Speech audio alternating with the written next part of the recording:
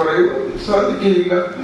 കേവലം മരുമോനായിട്ട് കടന്നു വന്ന് അങ്ങനെ ജീവിച്ചു പോകുന്ന ഒരു രീതിയല്ല ഞങ്ങളുടെ വീട്ടില്. ഞങ്ങളെല്ലാവരും ഒരുപോലെ ഒന്നുപോലെ സ്നേഹത്തോടെ സന്തോഷിച്ച് തമാശ പറഞ്ഞ് ആത്മീയ കാര്യങ്ങൾ പറഞ്ഞ് ഞങ്ങൾ ഒന്നിച്ച് ജീവിച്ചിരുന്നു. അവിടെ നിന്നാണ് പിടിച്ച് എറിയപ്പെട്ടത്. ഞങ്ങളെല്ലാവരും ചേർന്ന് ദൈവത്തെ മഹത്വപ്പെടുന്നു. താങ്ക്സ്.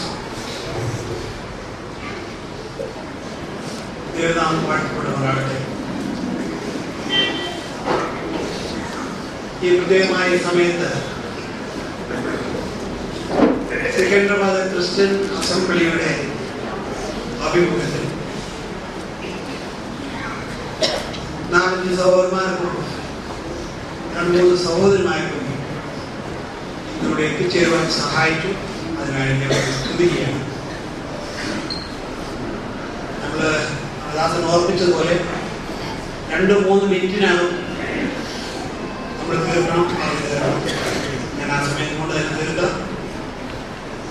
മനുഷ്യന്റെ ജീവിത ചരിത്രം നമ്മളിപ്പോൾ കേട്ടു കഴിഞ്ഞു.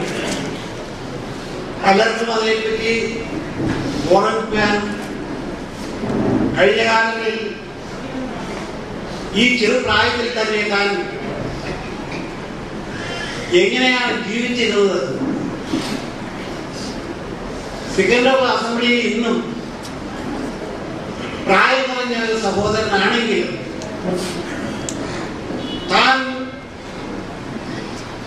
അവർക്ക് വളരെ മാതൃകയായ നിലയിൽ വചനങ്ങളെ കൈകാര്യം ചെയ്യുമ്പോൾ ഇത്രമാത്രം ഒരു അറിവിന്റെ ആ ജ്ഞാനം എവിടുന്ന് കിട്ടിയെന്ന് പലരും ചിന്തിക്കുവാൻ ഇടയായിട്ടുണ്ട്.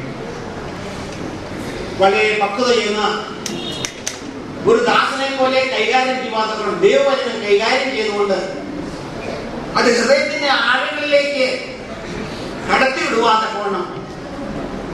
അത് വചനത്തിൽ നിന്ന് ഞങ്ങൾ കേൾക്കുവാൻ കഴിഞ്ഞിട്ടുണ്ട്. ഇന്ന് സെക്കൻഡറാബാദ് അസംബ്ലിയിൽ ആ കാര്യങ്ങളിൽ വളരെ പങ്കുള്ള കാര്യവും ഞാൻ ഓർക്കുകയാണ്. ഇന്ന് ഞാനിവിടെ നിൽക്കുന്നുവെങ്കിൽ നമ്മുടെ പ്രിയ കാപ്പച്ചൻ അംഗങ്ങളുടെ എനിക്ക് തന്നിട്ടുള്ള ആ നിർദ്ദേശപ്രകാരം ആത്മീയ സത്യത്തിന്റെ ആ സന്തോഷത്തിന്റെ ആ പ്രകാശം കൊണ്ടാണ് ഇന്നിവിടെ നിൽക്കുന്ന എനിക്ക് പറയുവാൻ കഴിയും. ഞങ്ങൾ കുടുംബമായിട്ട് ഞങ്ങൾ വളരെ ബന്ധപ്പെട്ട നിലയിൽ കഴിഞ്ഞ നാളുകൾ കഴിയായിരുന്നു. എന്നാൽ ആ കുടുംബം സെക്കൻഡറാബാദിൽ